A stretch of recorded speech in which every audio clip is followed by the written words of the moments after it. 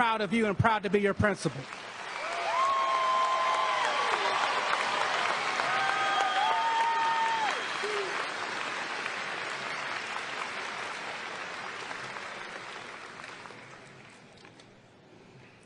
There are 543 seniors graduating today, and 2 have risen to the top of the class. These 2 ladies have met many failures and have time and time again figured out how to keep pushing forward to become our salutatorian and valedictorian. First, our salutatorian. She is the daughter of proud parents Kwang and Jackie Vu. Mr. and Mrs. Vu, will you please stand?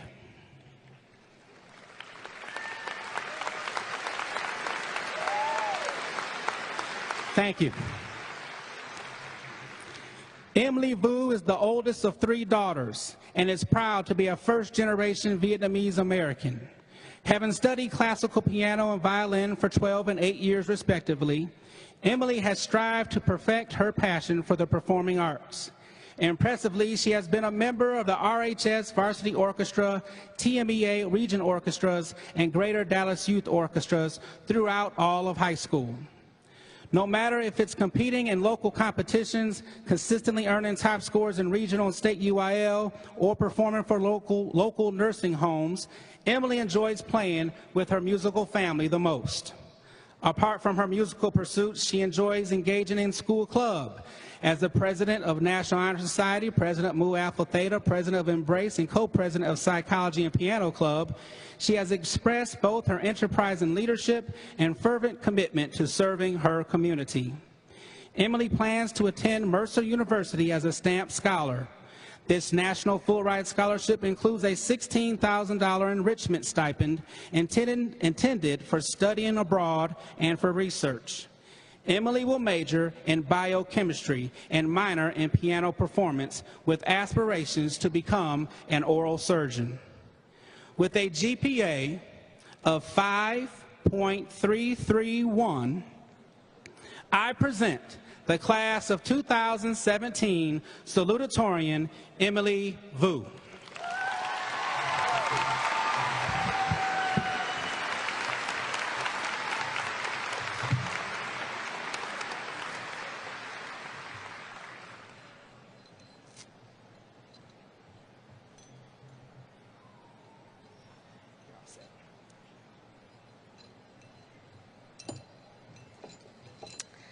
I'm still wearing heels and I have to still sit on the stool today. My height peaked in 6th grade. Okay. Good evening, everyone. My name is Emily Vu, and it is a great honor to be speaking to you here today as the 2017 Rockwall High School salutatorian. I would like to thank my wonderful family, my friends and teachers for always supporting me. Without all of their contributions, I would not be where I am today. To begin, I would like to tell you a little story about my most memorable day in my AP English class.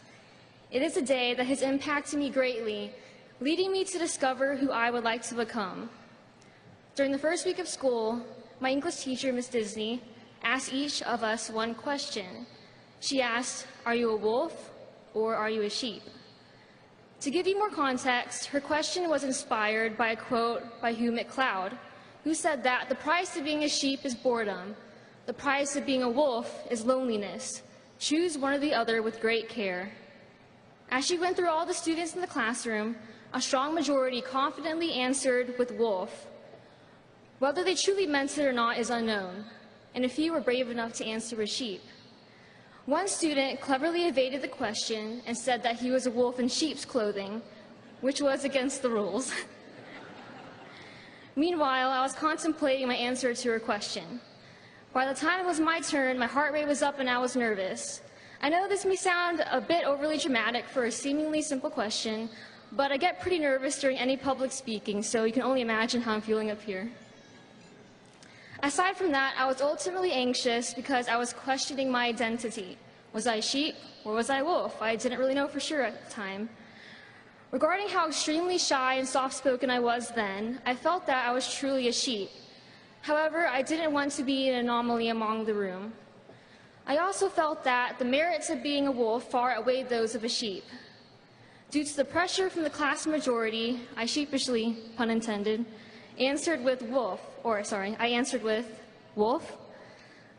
My teacher didactically told me that if I was going to answer with a question like that, I was not really a wolf at all. I realized then that my superficial answer represented myself as a sheep in wolf's clothing, fraudulent. Sheep are followers, herded in a path that has already been paved. Like for my story before, sheep gravitate towards the call of the masses, even if they really don't believe in what the majority believes. Thus, they are prone to get bored after cycling through life by merely following and hiding in the shadow of others. Wolves, on the other hand, have the courage to take charge. They are innovative and original, and they are the guiding light and sole pavers of their own paths. Wolves fight for what they hold to be true, no matter the sacrifice. This fearless species is willing to break established patterns and travel outside the ruts of conformity inherent to society by embracing its individuality and accepting a solemn curse, solitude. This is why McLeod posits that the price of being a wolf can be loneliness. Neither side is technically superior. As in nature, both need each other to balance and to thrive. A leader needs his followers and vice versa. However, it is an issue if one feels that he or she is on the wrong side. In life, we will all be faced with many trials and tribulations that will test our character. Sometimes we will question our ability to succeed and even to survive. We may feel the pressures and expectations of society to conform, so we become afraid to chase our goals and fight for our beliefs. We may put a mask on, a facade that conceals our true selves in order to get by and be accepted by others. But I think that each and every one of us has the ability to accomplish anything we put our minds to. We were all given a powerful mind and a capable pair of hands, and if used together with a willing heart, we can create significant and impactful changes to the world. Now that we are graduating high school, it is now time for us to find our own way. In the fall, most of us will leave the city of Rockwall and disperse all over the country, beginning a new chapter of our lives. Whatever your future plans are, I hope that you can approach them honestly and wholeheartedly, without any masks or chains, that you proceed with determination and perseverance. Now, I'll ask all of you, sheep or wolf? Which you choose is dependent on what you wish to accomplish. Asking myself this question today, I can proudly say that I'm a wolf, or at least an aspiring one. It's a constant and daily effort. I used to be someone who would only dare to open her mouth in class if it depended on the grade, who was too intimidated to ask teachers for help if she needed it, and whose parents forced her to order at restaurants for the sake of interacting with others. Not my finest moment. It's easy to sit back in the sidelines and watch, but it's a challenge to stand up and take action. I fully believe that any of us here today is able to become a wolf, someone adventurous, unafraid of failure, willing to learn and grow from others, always striving to do better, and most importantly, someone able to make their wildest dreams a reality and make their mark on the world. So for my fellow wolves and classmates out there, in the wise words of Ellen DeGeneres, follow your passions, stay true to yourself, and never follow someone else's path. Unless you're in the woods and you're lost and you see a path, then by all means you should follow that.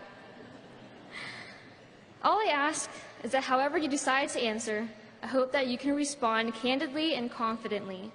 And if you want to change sides, know that you have what it takes to transform into anything you desire. Class of 2017, best of luck on your future endeavors. We finally did it.